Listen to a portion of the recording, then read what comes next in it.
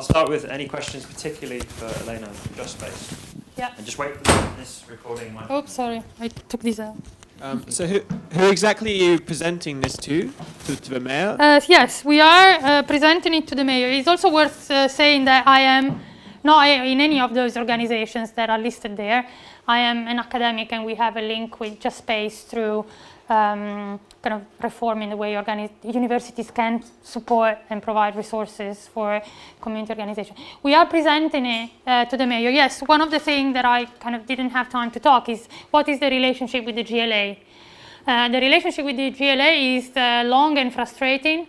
Takes a lot of time to get to speak to the right people. Gets a lot of lobbying to speak to the assembly members who might be favorable to do that. And often, even if you talk to them, the outcomes are quite minimal. But there is a new mayor. You know, I wouldn't say the door is open, but there is a chance to make some, step forward.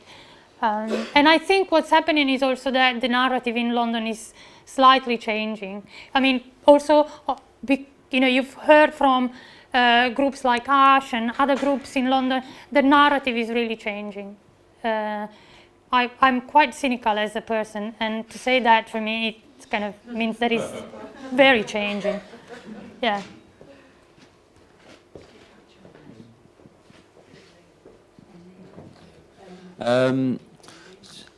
If I might be saying, but so what the purpose of this is lobbying to change the London plan. To shape the London plan that is being prepared. There isn't a London plan at the moment. Is that as a result of, because beforehand we were hearing about the neighbourhood plans? Yeah. Is it a result of a kind of reaction to the neighbourhood plans not meeting the designated purpose, or is it? No, it's the whole of the London plan that is not meeting. The London plan is a strategic plan, which kind of shapes the strategic direction of London, but also has quite a lot of specific policies around housing and land for employment and so on. And the mayor of London is also a landowner, and the mayor of London basically manages TfL, Transport for London, which is a big landowner. So the frustration has come out of the inability to influence the London plan, and the moment when the London plan was considered unfit for purpose was the moment where all this energy that has been building over the last 12 years has suddenly changed direction and has decided that maybe there is a time to change the story about London. London is not this kind of global financial center. It's a place where people repair cars, where people make Hambro paint, where drivers drive around your sandwiches and sew your buttons on your shirt. That is London too. And there's nothing in the plan for London like that. I think this is a really important sort of wider issue. So that slide I put up of the circle, that the government, that is planning at the moment, and the way that planning has changed over the last decades is all about promoting growth. And it's a particular kind of growth, linked with big volume house builders, linked with financial institutions, and Oxfordshire, it's all about the science and the high tech and all these sorts of things. And planning has lost its social purposes, and I think this is where those contradictions in neighbourhood planning come out. And this is about putting planning back towards its social purposes and roots, and it needs statutory backing to do that. You've got to change the planning laws, the planning policies, and this is where the neighbourhood plans are falling down, because the overall paradigm of planning is growth. And so neighbourhoods are they can tweak the growth, they can say, well, we'll have 500 houses here, but not there. And there are those positive examples, but until the overall planning system is reoriented, then that, in these sorts of ways, then we're not really going to be able to make it work to deliver the things we want it to deliver. And I mean, to add to that, I think planning has also sort of lost the plot in many different ways, because London, unless you are willing to look away, is really not working. London is not working. As Rowan Moore said, London is eating itself, and soon there will be very little left.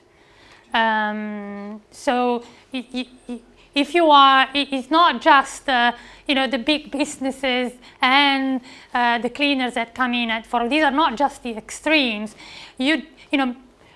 Normal companies don't have any way to pay enough wages for the type of cost of housing that middle income earners have. The whole of the city will lose its economic background and support network. The printers that print the leaflet for the City of London, I mean, they're going, it's really not working. Planning is looking at the wrong stuff, and we need to kind of point the fingers in the right direction.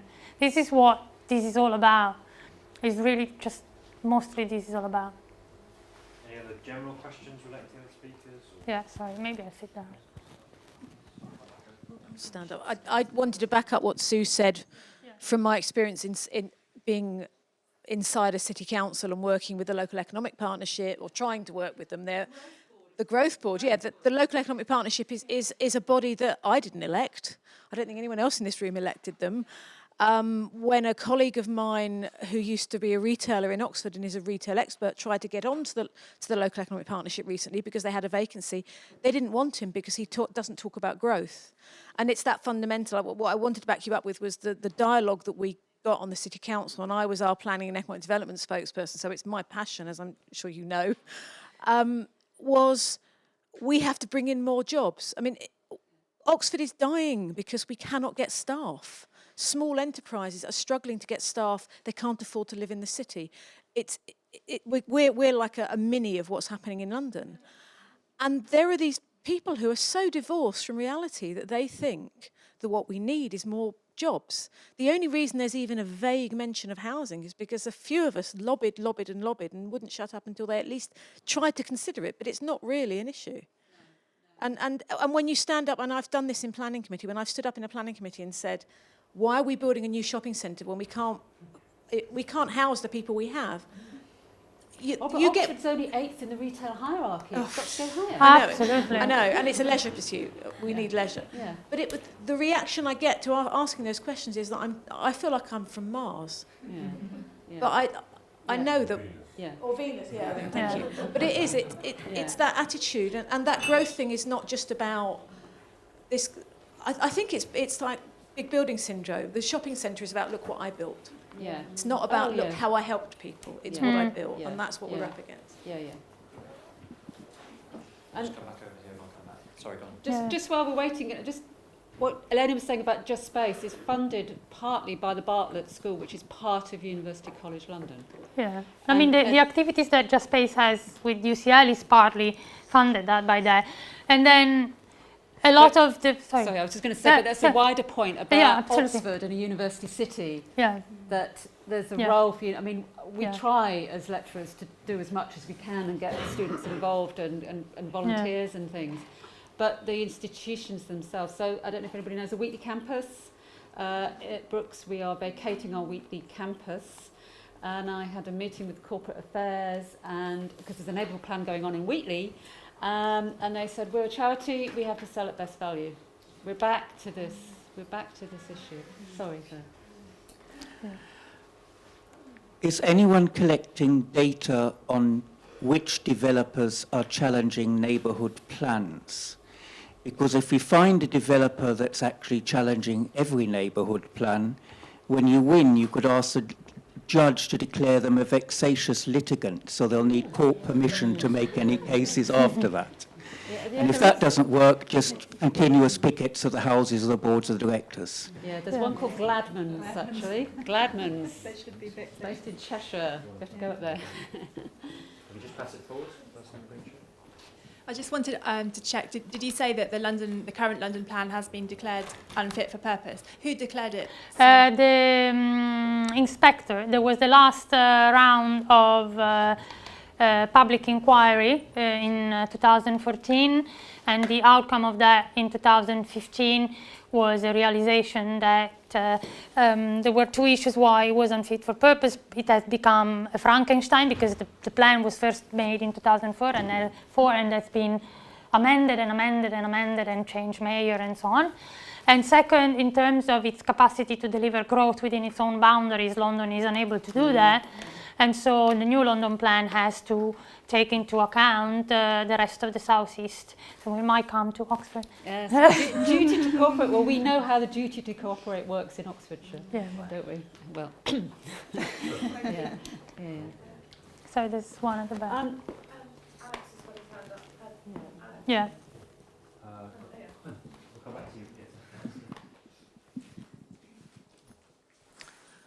Great, thanks very much. A question I wanted to ask, which could be equally a critique of localism itself.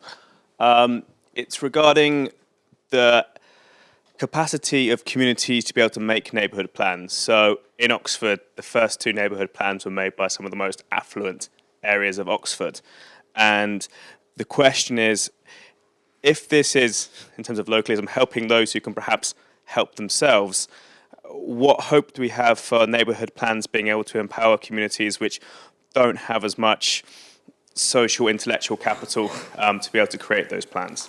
Yeah, that's a really important question. To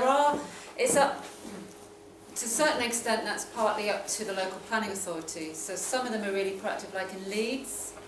Leeds City Council is working with neighbourhoods like Holbeck to do a neighbourhood plan, and it's much more about regeneration. There are some examples, there's Lawrence Weston, which is a peripheral estate in Bristol, which is doing a neighbourhood plan. Spring Boroughs in, I think it's Northampton. Similarly, Balsall Heath in Birmingham, Somerstown in London. But they are fewer and far between. About 90% of neighbourhood plans are villages, affluent villages in rural areas, you know, wanting to remain as, you know, for them it's important, it's their passion for their place, but that is the majority. They can be used, the neighbourhood plans. You know, maybe Oxford City could look at some of the regeneration areas and do a neighbourhood plan. Yes. I wanted to add on what... Would you mind putting the microphone back? Oh, sorry. I don't know which one. I just wanted to add on what Sue was saying, and it's not just from the London perspective, but I think a lot of sort of more urban located neighbourhood plans where the issue seems to be broader or more complicated. There is the government has set a large amount of funding for an organization called Locality, and now technical support from a large planning development kind of infrastructure consultant called ECOM, who provide technical support for neighborhood plans. That's great. The problem is that they tend to do this in a very cookie-cut way. And so, for instance, in London, you would see a repeated kind of format of advice or support given to neighborhood forums about how to proceed. And occasionally also on kind of how to, I wouldn't say shape the content, but that is a big part, you know, how to proceed is a big part of how they actually do things. And I think that is a problem. The kind of non-diversity of planning support provided, and this was a very calculated plan by the government, which has progressively reduced the number of provider of support. But your experience is slightly different. Yeah, exactly. I was thinking about that. Just local experience, or local-ish. Tame, quite a big town in Oxfordshire, and they spent £120,000 on their neighbourhood plan. So they had money to spend, and they got a very good planning consultancy to do the work. And they're very, it's a good plan. They've done very well. The other opposite end of the extreme, other extreme is Bairnsfield, perhaps. I mean, a lovely community, but a more deprived area in South Oxfordshire. And they kind of didn't follow advice, would be my... They didn't really get that they couldn't just do what they wanted, that they had to jump through the hoops. Whereas the more confident, sort of advantaged areas of Oxfordshire really get that. They've probably been professionals in their working life. So poor old Bairnsfield's plan's been... it hasn't worked. They put all of that effort in, and that's just not been accepted by any examiner. So it is a lot of work. The more deprived areas can get more money and more technical help, but the community really needs to get its own act together to do a neighbourhood plan. And for more disadvantaged areas, I think that is a problem.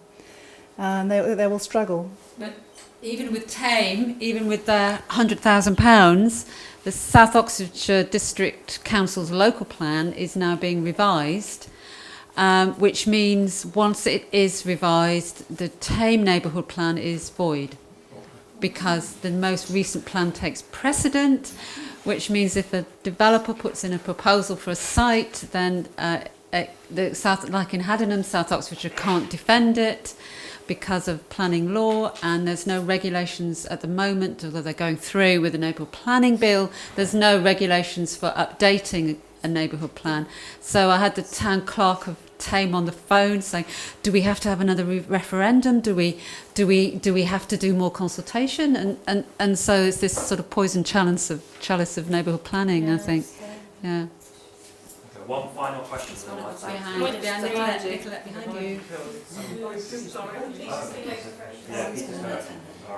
Sorry, this is almost a parochial question for Elena, which is in the documentation you've showed us relating to London. How do you define London? Because we have London Airport, Oxford here. We have a new Parkway station with trains taking 45 minutes to get to Marylebone. We have Great Western Park, new housing development, 3,000 homes at Didcot. Big hoardings outside saying live, work, play. Under the work heading, it says Paddington 45 minutes. All of these issues, i.e. the proximity of London and the desirability of living in Oxfordshire and commuting to London, has a big part to play in the planning of Oxford and its surroundings. Yeah, absolutely, and that's why the London plan was deemed unfit. Was found to be unfit for purpose, because it needs to start thinking about a broader dimension of itself. And this plan is aware of that. The London plan itself falls within the boundaries of the Greater London Authority, so it's the sum of the 32 boroughs plus the City of London. So that's where the legal validity of the plan will sit. But it needs to start having these conversations with the surrounding areas. So you are perfectly right. That was why it was not seen as a good plan, and that's why we need to think about how to relate. There are many early examples that are already emerging. So there's been a kind of an early debate about how do we allocate land for housing and still sort of retain some of the economic and employment land within London. So this idea of swapping land with neighbouring local authorities and for them to take employment and businesses and basically vacating land in London for housing has been on the cards, although it's a kind of very bad idea, but it's one of the ideas. It seems that local authorities around London are more favourable to taking businesses than to taking housing, of course, because it's, as someone said, housing is a hustle. So, okay, thank you very much for your contributions this morning for this session. You can just thank the presenters once again.